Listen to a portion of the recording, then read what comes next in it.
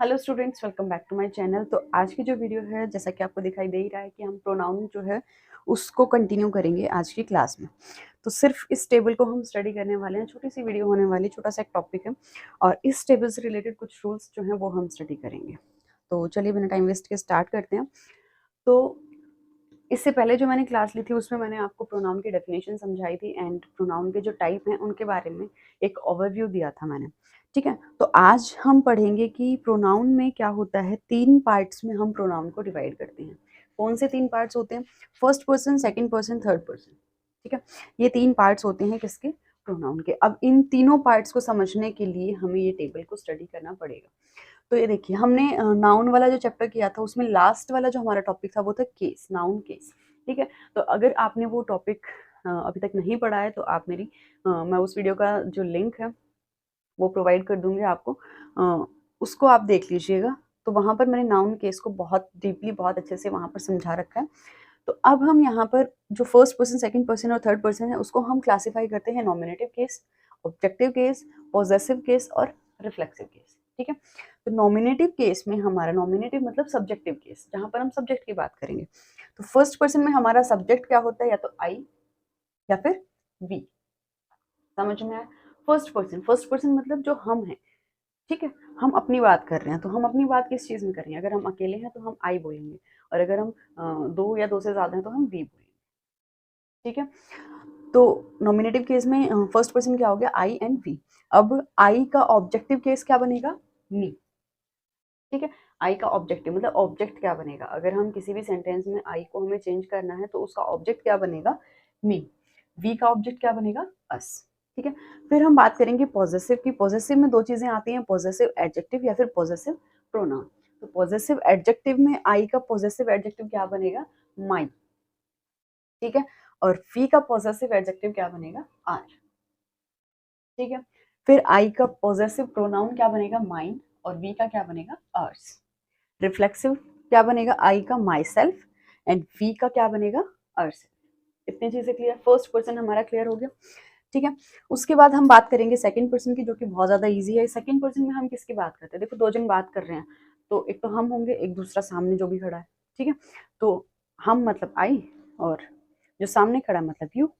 ठीक है, तो सेकंड पर्सन हम किसको लेते हैं? जिस सामने वाले बंदे से हम बात कर रहे हैं। तो उस सामने वाले बंदे को हम किससे रिप्रेजेंट करेंगे? यू से। तो यू का ऑब्जेक्टिव केस भी क्या हो जाएगा? यू। पॉजेसिव एडजेक्टिव क्या होगा? योर। और पॉजेसिव प्रोनाउन क्या हो जाएगा? योर्स। ठीक है, पॉजेसिव प्रोनाउन क्या होगा? योर्स। अब रिफ्लेक्सिव केस की जब हम बात करेंगे तो यू का रिफ्लेक्सिव केस होगा योरसेल्फ और योरसेल्व्स। योरसेल्फ जो है वो सिंगुलर है और योरसेल्फ जो है वो प्लूरल है। समझ में आया? अब उसके बाद हम बात करेंगे थर्ड पर्सन की। तो थर्ड पर्सन में हमारे कौन कौन से प्रोनाउंस आते हैं? ही, शी, इट, दे। अब थर्ड पर्सन मतलब तीसरा आदमी। अब दो तो हम खड़े थे, एक मैं खड़ी थी, एक कोई और खड़ा था। ठीक है, और अब हम थर्ड पर्सन की बात करें। थर्ड पर्सन मतलब जिसके बारे में हम दोनों बातें कर रहे हैं। ठीक है, तो थर्ड पर्सन कौन हो गया? ही, शी, इट, दे, कोई भी हो सकता है। ठीक है, तो ही का ऑब्जेक्टिव केस क्या हो जाएगा? हिम। शी का हो जाएगा हर। इट तो इट रहेगा एंड दे का हो जाएगा देम। ठीक है, सब्जेक्ट से ऑब्जेक्ट बना लिया। अब उसके बाद हम बात करेंगे पॉजेसिव एडजेक्टिव की। तो ही का पॉजेसिव एडजेक्टिव होगा हिज, शी का होगा हर, इट का होगा इट्स, दे का होगा देयर। ठीक है, पॉजेसिव प्रोनाउन क्या होंगे? हिज, हर, इट का कोई भी पॉजेसिव प्रोनाउन नहीं होता। ठीक है, और दे का क्या होगा? देयर्स। देयर तो होगा पॉजेसिव एडजेक्टिव, देयर्स होगा पॉजेसिव प्रोनाउन। ठीक है, अब रिफ्लेक्सिव प्रोनाउन की बात करेंगे तो ही का रिफ्लेक्सिव प्रोनाउन होगा हिमसेल्फ, हर का होगा हर सेल्फ, इट का होगा इट सेल्फ और दे का होगा them selves. Them selves, them self नहीं, देम सेल्व्स, क्योंकि दे क्या है? प्लूरल है। इतनी चीज क्लियर हो गई। अब एक चीज, एक पॉइंट जो आपसे पूछा जा सकता है वो है कि ये जितने भी first person, second person, third person हमने पढ़े हैं, इनमें सिंगुलर और प्लूरल कौन कौन से होते हैं? तो सिंगुलर मतलब जहां हम एक की बात कर रहे हैं। ठीक है, तो एक की बात हम किस किस में करते हैं? फर्स्ट पर्सन में हम एक की बात किस किस किस प्रोनाउन से करते हैं? आई से। सेकंड में यू से। थर्ड में ही, शी, इट। ठीक है, तो ये हमारे क्या है? Singular pronouns. अब प्लूरल प्रोनाउन हमारे कौन से होते हैं? जहां हम एक से ज्यादा की बात करते हैं। तो फर्स्ट पर्सन में प्लूरल कौन है? वी। सेकंड में प्लूरल कौन है? दे। और थर्ड में यू। और थर्ड में प्लूरल कौन है? दे। इतनी चीजें क्लियर। अब दूसरी चीज क्या है कि जो हमारा सेकंड पर्सन है, सेकंड पर्सन में क्या है, जो यू है उसका सब्जेक्टिव और ऑब्जेक्टिव केस तो सेम रहेगा, लेकिन उसका जो रिफ्लेक्सिव केस है वहां पर हमारा जो सिंगुलर और प्लूरल है वो चेंज हो जाता है। सिंगुलर हम क्या लेते हैं, योर सेल्फ, और प्लूरल में हम क्या लेते हैं, योर सेल्स। ठीक है, अब मैं आपको कुछ एग्जाम्पल बता देती हूँ जिससे आपको थोड़ा सा क्लियर हो जाएगा कि हमें जो प्रोनाउंस हैं उनको यूज कैसे करना। अगर आपको टेबल समझ में आ गए तो वेल एंड गुड, और जिस बच्चे को समझ में नहीं आई वो वीडियो को रिवाइंड करके दोबारा देख सकते हैं, और किसी को अगर स्क्रीनशॉट लेना है तो प्लीज बैक करके ले लेना, मैंने अभी रेज कर दिया। तो देखो, अगर हमें एक छोटा सा एग्जांपल हम लेते हैं, जैसे आई एम टीचिंग,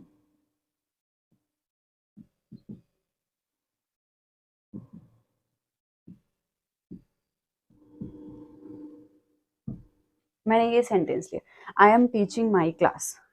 ठीक है, तो ये सेंटेंस आपको सही लग रहा है। अब इसी सेंटेंस की जगह अगर मैं लिख दूं me am teaching my class, teaching my class, ठीक है, तो मी एम कुछ सेंस नहीं बना, कुछ मतलब मी तो क्या क्या पढ़ा था हमने, मी पॉजेसिव प्रोनाउन पढ़ा था हमने, लेकिन हम यूज कहाँ कर रहे हैं उसको, सब्जेक्टिव में, नॉमिनेटिव केस में यूज कर रहे हैं, तो नहीं हो सकता। ठीक है, तो यहाँ से हमें पता चलेगा, उस टेबल से हमें पता चलेगा कि सब्जेक्ट में हमें क्या यूज करना है, ऑब्जेक्ट में हमें क्या यूज करना है। ठीक है, इतनी चीज क्लियर हो गई। ठीक है, या फिर हम इसकी जगह ये भी नहीं लिख सकते कि my self, I am my self I am teaching my class. तो माई सेल्फ हमने किस में पढ़ा था, रिफ्लेक्सिव में पढ़ा था, रिफ्लेक्सिव केस में पढ़ा था, तो ये भी हम यहाँ पर यूज नहीं कर सकते। समझ में आ गया? ठीक है, जिस बच्चे को कोई डाउट है तो वो प्लीज कमेंट सेक्शन में कमेंट कर दीजिए, आपका डाउट क्लियर कर दिया जाएगा नेक्स्ट वीडियो में। एंड अगर समझ में आ गया है तो give me a thumbs up. तो यहाँ तक कितना क्लियर हो गया?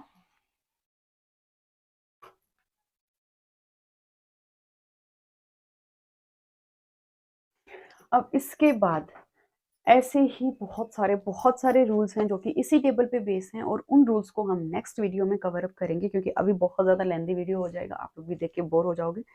तो जो रूल्स हैं उनको हम नेक्स्ट वीडियो में कवर करेंगे। तो इस वीडियो में आपने काम का क्या करना है, पूरा वीडियो देख के पूरा जो first person, second person, third person है उनको समझ के, उनके केसेस को समझ के वो ध्यान में रखना है। एंड नेक्स्ट वीडियो में फिर हम वही चीज़ों को रिवाइज करते रहेंगे और अपने रूल्स जो हैं वो पढ़ते रहेंगे। तो आज के वीडियो के लिए इतना ही, मिलते हैं आपसे नई वीडियो में रूल्स के साथ। तब तक के लिए आप लोग तैयारी करते रहिए, पढ़ते रहिए। ऑल